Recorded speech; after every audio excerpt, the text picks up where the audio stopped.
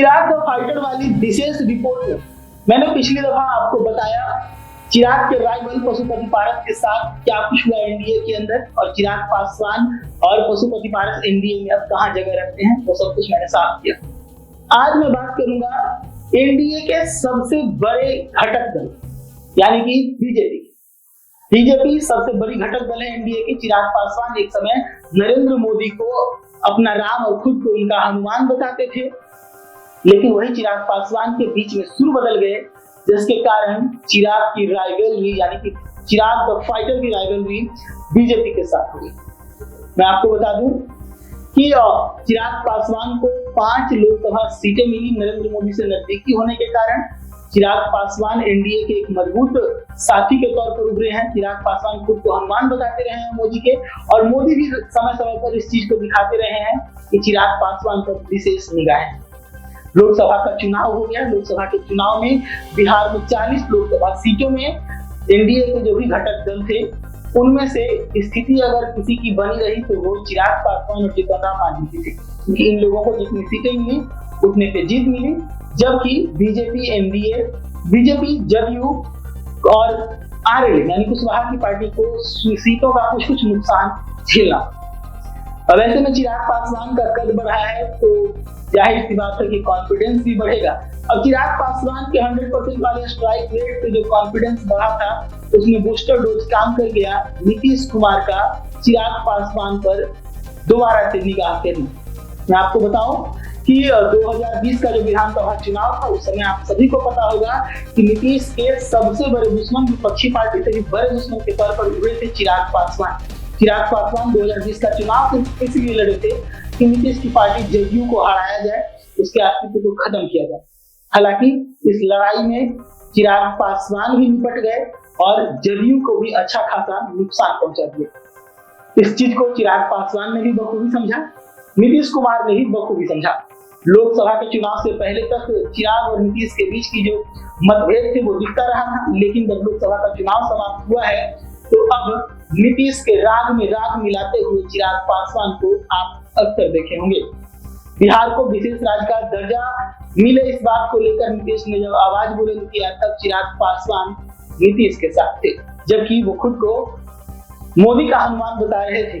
और उसके बाद फिर जब एक बहाली आई राष्ट्रीय स्तर के सचिव की, उसमें जब आरक्षण को लागू नहीं किया गया तो सीधे तौर पर बीजेपी और एनडीए का चिराग पासवान ने विरोध कर दिया था, जिसके कारण ये एनडीए की बहाली रद्द करनी पड़ी थी। इससे साफ तौर पर यह समझ में आने लगा था कि चिराग पासवान का 100% वाला स्ट्राइक रेट और नीतीश कुमार का मिला हुआ बूस्टर डोज सर चढ़ कर बोलने लगा है। ऐसे में चिराग पासवान ने बीजेपी को आंख दिखाना शुरू कर दिया है और इस चीज को बीजेपी भी बखूबी समझ रही थी। बीजेपी भी मौके की तलाश में थी, तभी बना बनाया मौका तैयार कर दिया राजद के महुआ के विधायक मुकेश रोशन ने एक बयान दिया। बयान में ये दावा कर दिया कि बीजेपी चिराग पासवान की गतिविधियों से आहत है और ऐसे में बीजेपी चिराग पासवान की पार्टी को तोड़ने में लगी है। उसके 5 में से 3 सांसदों को बीजेपी ने सेट कर लिया है और इसका लॉजिक दिया नरेंद्र मोदी से अशोक चौधरी की मुलाकात का। मुकेश रोशन ने कहा कि अशोक चौधरी की जो मुलाकात है इसलिए हो रही है क्योंकि संभावी चौधरी जब टूट कर जाएंगी बीजेपी के साथ या बीजेपी में तो उनकी सीटें सुरक्षित रहे, उन्हें दोबारा मौका मिले, उनका राजनीतिक भविष्य सही रहे, इस चीज को सुनिश्चित कर सके। मुकेश रोशन का ये बयान बिहार की राजनीति में ऐसा भूकंप लाया कि चिराग पासवान की पार्टी लगभग टूट के कगार पे पहुंच गई थी। चिराग पासवान के दबाव में सभी सांसदों ने एक एक करके वीडियो जारी किया कि हम इंटैक्ट हैं, अगर कोई टूट नहीं थी अंदर में तो सभी को सफाई क्यों देनी पड़ी, ये सवाल तैयार हुआ। और उसके बाद चिराग पासवान जो हमेशा हवाई अड्डे के पास मीडिया से खुलस कर मिला करते थे, वो मीडिया से मुंह फेरते हुए निकल गए और पहुंचे सीधे अमित शाह के पास। अमित शाह के पास जब वहां पहुंचे तो अमित शाह से उनकी मुलाकात हुई। हालांकि मुलाकात बंद कमरे में हुई और बाद में दोनों के मुस्कुराते हुए चेहरों वाली तस्वीरें सामने आई, लेकिन इस मुलाकात पर दावा ये किया गया राजनीतिक विश्लेषकों के द्वारा और कई राजनीतिक की समझ रखने वाले लोगों के द्वारा कि चिराग पासवान ने अमित शाह से मान मनोबल की है, माफी मांगी है। हालांकि बंद कमरे में क्या हुआ इस पर कुछ भी साफ तौर पर नहीं कहा जा सकता, लेकिन अब चिराग पासवान उस मीटिंग के बाद से बदले बदले नजर आ रहे हैं। चिराग पासवान की अब भिड़ंत बीजेपी से देखने को नहीं मिल रही और अगर देखा जाए तो जो चिराग पासवान बिहार के विशेषज्ञ के दर्जे को लेकर विपक्ष के यहाँ मिला रहे थे, नीतीश कुमार के साथ खड़े नजर आ रहे थे।